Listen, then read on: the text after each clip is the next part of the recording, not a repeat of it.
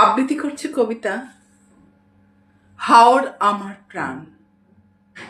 রচনায় সাংবাদিক মোবারক হোসাইন। হাওর আমার প্রাণ,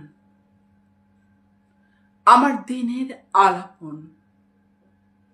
জলের রাজ্যে ভাসে আমার মনের সকল স্বপ্নচরণ।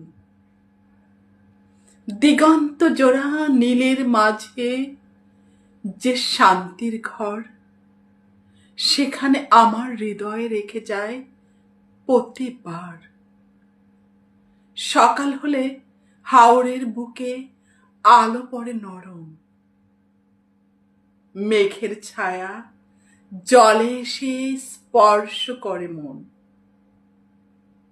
নৌকার বৈঠায় টুপটাপ ছলাৎ ছলাৎ শব্দ, মনে হয় প্রকৃতি লিখছে ভালোবাসার কবিতা ছন্দ। ভাটের মানুষ, ভাটের ভাষা হাওরে খুঁজে পাই। এই হাওরের বুকেই আমার শেকড় গভীরে। বৃষ্টি এলে ঢেউগুলো নাচে থই থই করে। মনে হয় আকাশ বুঝি ভালোবেসে ভিজছে তোমার তরে। শাপলা শালুকের লাল হলুদ সাদা হাসির রং জীবনের কষ্ট ভুলিয়ে দেয়। মুহূর্তেই এক ঢঙে মাছরাঙা পাখি ডেকে ওঠে, ফিরে যা ওগো হাওরের হাওয়া বলে, এখানেই তোর সুখের ঠিকানা খোঁজা।